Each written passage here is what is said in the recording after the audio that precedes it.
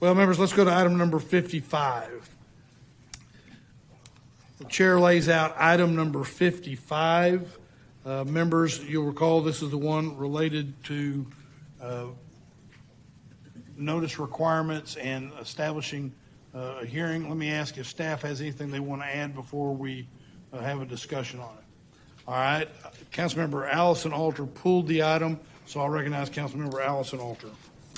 Thank you. I wanted to get some greater clarity on this item and what's proposed. I have some questions, I think, for staff.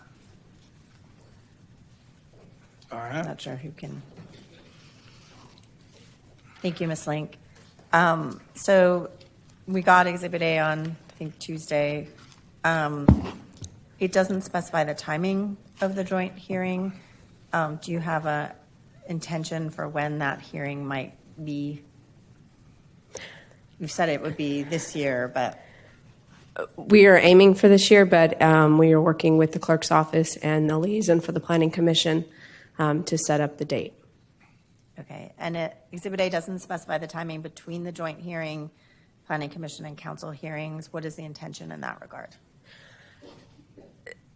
It depends when we're able to set the joint public hearing and when the next Planning Commission meeting would be and when the next council. So it's all kind of driven by the first date in the series.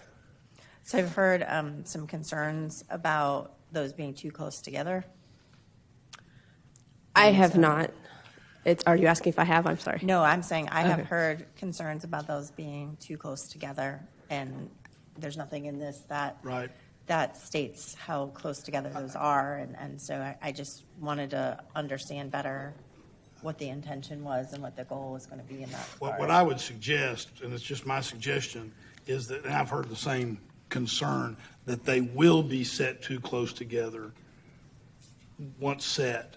And I think what we just need to do is we make sure that as we set these, if this passes, it is a clear statement from this council of its intention to make sure that there's appropriate notice and appropriate opportunity for people to be heard on these items. Having them too close together, having a joint meeting and then Planning Commission and then City Council meeting too close together, I agree, runs afoul of that statement of intention.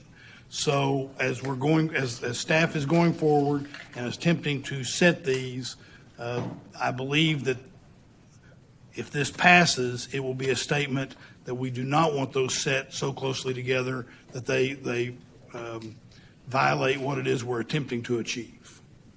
And that's what you were after, right, Councilmember?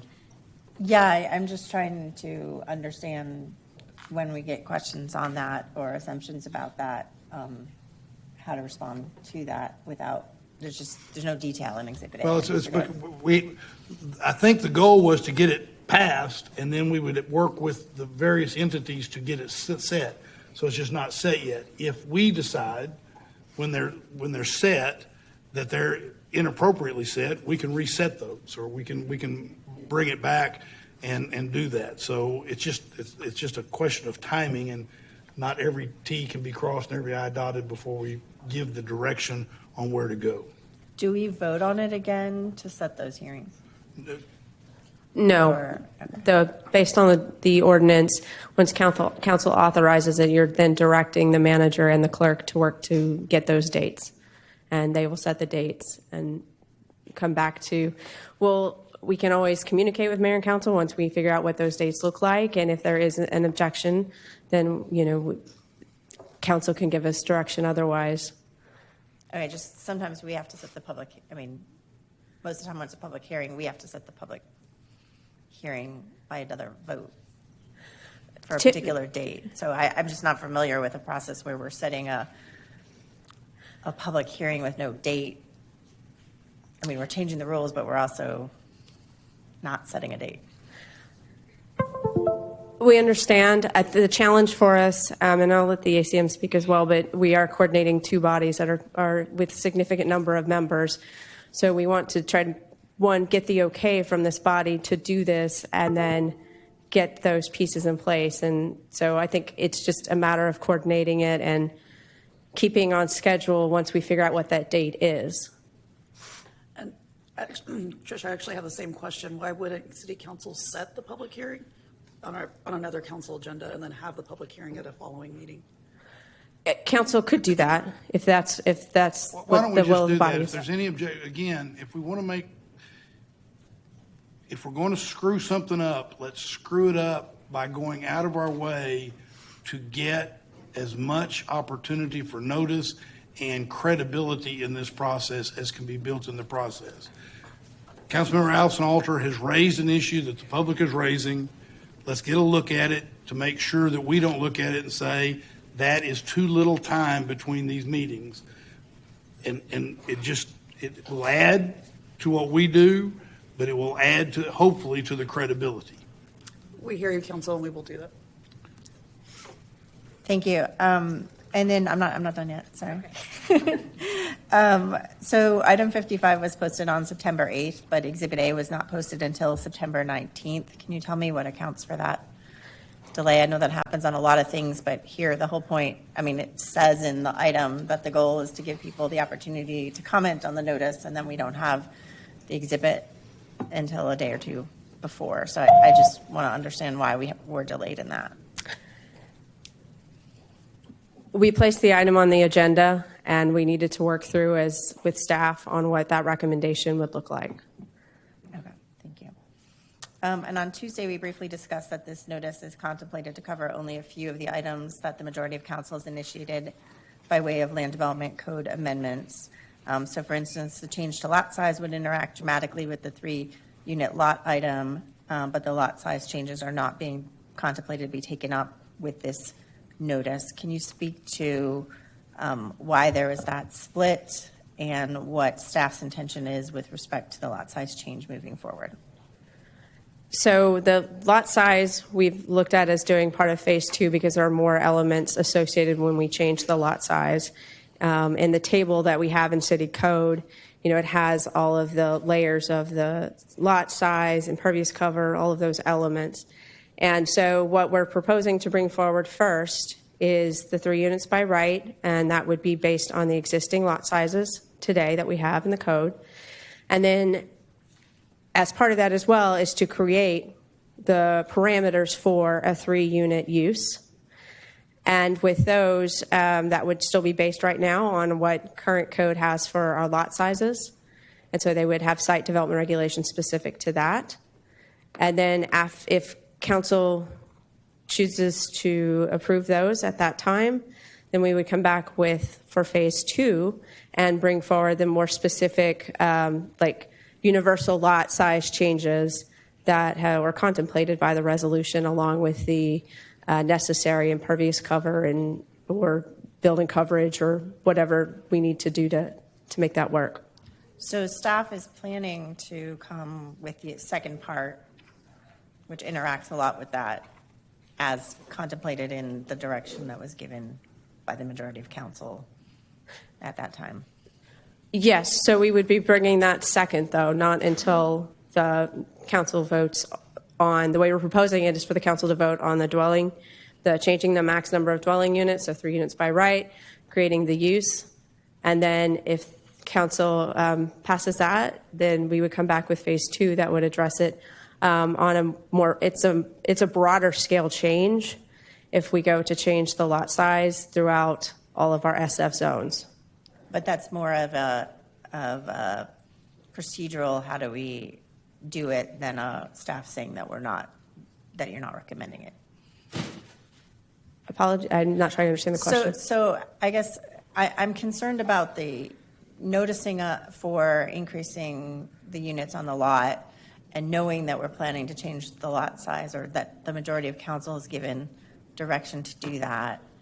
But you're not really noticing people for what's really going to happen because it's coming later. And I understand it has to come later. And I'm trying to understand, is it coming later simply because you have to work through the legalese, or is there an opportunity for staff to be saying that they're going to be modifying that from what council directed? So the timing that we need, the approach we're taking right now is to have those 2 phases. We need the second phase. We have the second phase after later once, because it will take longer to make those changes because they are more universal, they're broader changes. And so if we come to a place where we come with the 3 units by right and the 3 unit use and the council doesn't want us to proceed any further, the council can make that direction at that time. And then if that was to happen, say hypothetically, then everything would be based off of what our lot size is today and our impervious cover requirements today. So as much as I would prefer that, the majority of councils already said they wanted the other. And again, I'm just going to say to my colleagues that there's something off to me in noticing and sort of only noticing for a piece of that. I also wanted to clarify, when you say the land use piece of that, there's also the tiny home item. Is that captured somehow in that? Like, because we're using a lot of different terms here, and I'm not sure where the use piece came into our discussion exactly.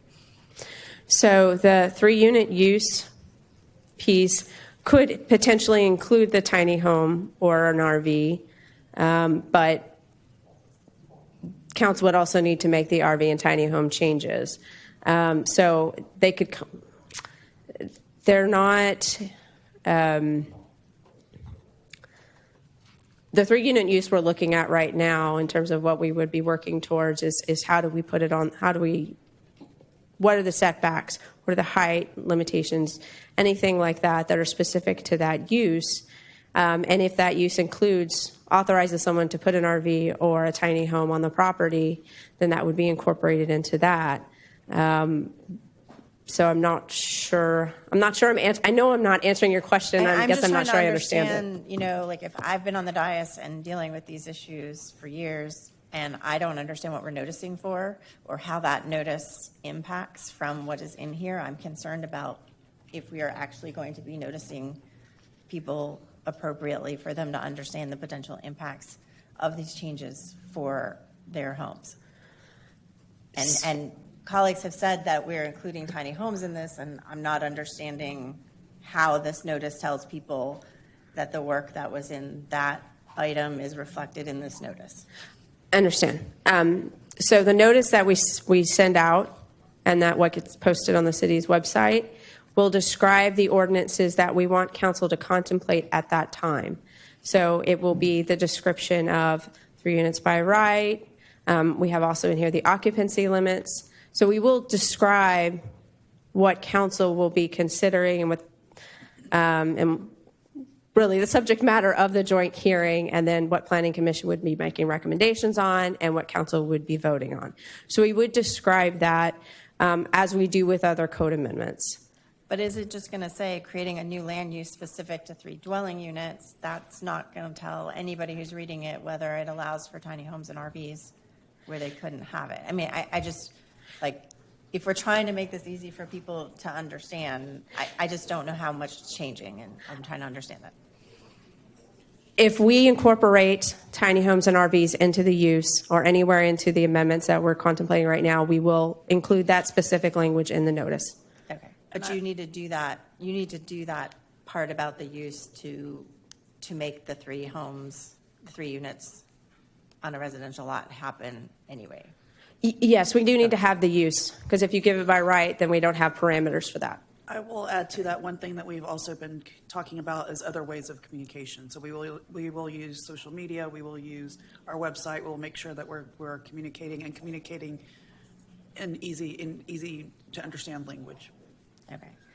And then will the website discuss the larger set of amendments? As I understand it, the notice is going to send people to some website. I'm sure that we can incorporate that. We can incorporate that. Okay. And then there's a court case that's ongoing that we're going to hear about next week. One of the key issues is notice. What is our plan, depending on that ruling, to modify this? This action that you would be setting today, the decision you make today, is independent of anything else that's happening at the courthouse right now. This is to set what is an option available to the city in state law is to set this joint public hearing and to establish the notice. I will say the notice that we've described in the ordinance exceeds what we were required to do under state law if we follow just the standard format, whether it's individual or published. We have talked about noticing utility account holders, which state law does not require us to do. We're going beyond the 200 feet, which state law requires. Additionally, we are going to be posting on our website and at the social media sites, which state law doesn't yet recognize as a way to necessarily give folks notice, but we will be doing that as well. Thank you, and I appreciate that the intention is to do more notice, but, having been through many of these waves that not everyone here has been on there, I want to anticipate some of these things that are going to come up and raise them so that we can address them. I also have a question. I don't know if Director Middleton Pratt is here or not. Thank you. So this is related to 55. I have a number of neighborhoods that in my district who have been wanting to have a joint meeting with planning staff so that they can better understand the amendments. Will you commit to working with me in my office to ensure someone from planning can have a meeting with a group of neighborhoods to explain the amendments? Yes, ma'am. That are underway? Yes. Great, thank you. My sense is that, thank you. Okay. Thank you. My sense is that, this item is going to move forward, and I understand the intention. I'm going to be abstaining on this item that we have before us. I appreciate the intentions behind the item and improving our ability to provide notice and public input, but I'm disappointed that the actual details found in the exhibit were not distributed until Tuesday, giving not only me but also members of the public less than 48 hours to actually review the specifics. And because there's such a limited time for that to be reviewed on something that we know has considerable public interest, I'm going to abstain on this item today. Councilmember Poole and Councilmember Kelly.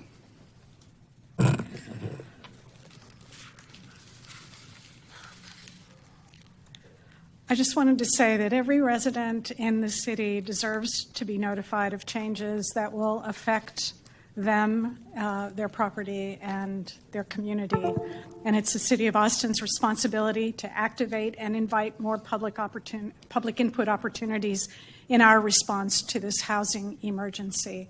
I've spoken significantly and extensively about certainly my intentions with the re-engagement on changes to the Land Development Code. Having extensive public input opportunities, including, for the first time ever, a joint meeting of this council, dais with the appointees of the Planning Commission, is a significant event.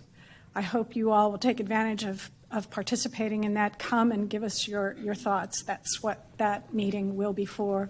There will be the standard public hearing in front of the Planning Commission, which would have happened anyway, and we will, of course, have a public hearing at the council when we take up the changes from staff later this year. So we are increasing 2 public hearing opportunities, Mayor, by a third. It's a 50% increase, and again, it's unprecedented, but the issues require unprecedented action from this dais. I do think we are all united in wanting to have that conversation with the community. I've been talking about that myself for quite a while now, including before the pandemic interrupted all of our conversations. It's important for the community to be heard, and I support the efforts that staff have brought to try to find the dates that work. It's not easy finding a mutually agreeable date for the 11 of us here, much less the 13 additional appointees on the Planning Commission. So it's a heavy burden to find that date, but I feel certain that that will happen and that we will proceed. And I just invite everyone to take advantage of the open door for this conversation that we have initiated. And this isn't the last part of the conversation. We will continue to roll out opportunities for input, because this stuff really matters, and your voices really matter. Thank you, Mayor.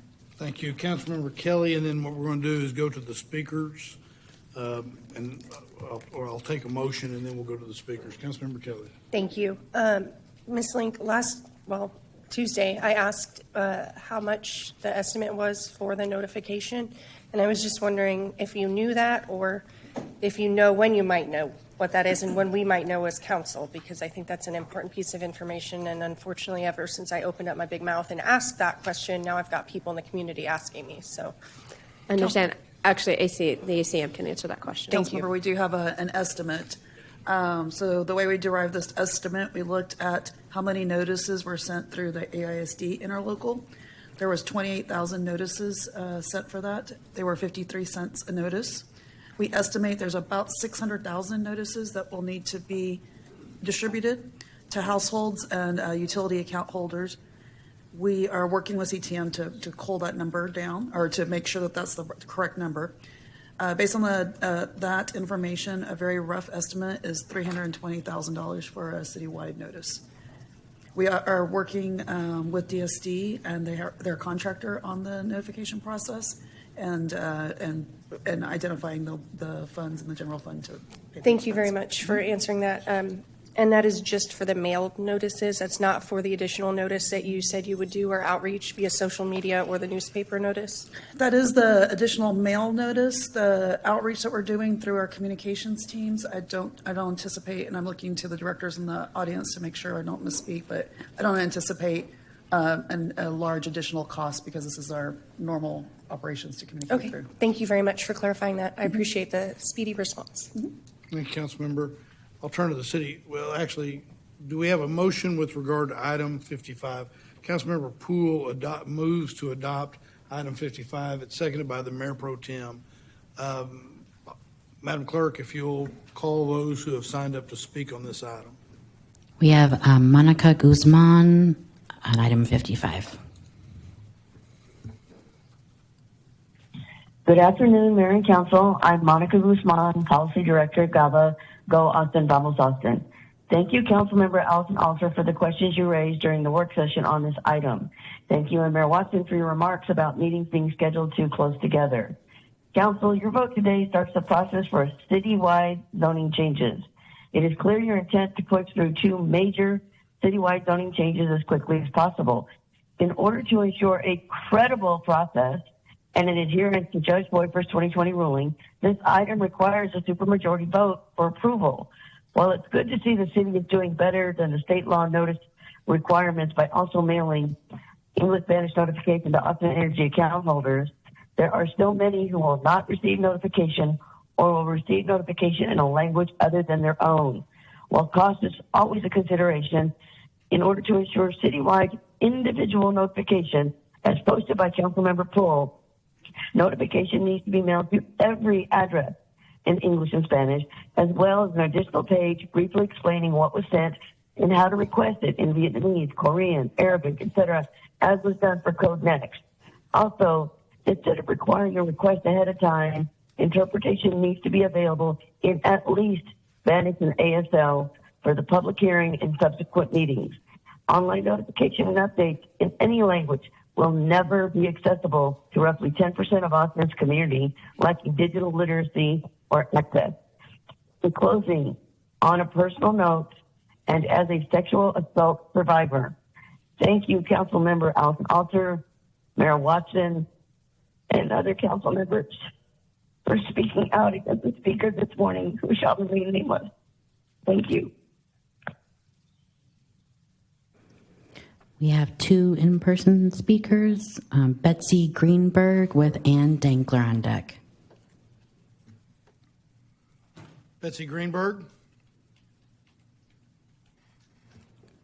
Ann Dankler. Ann Dinkler.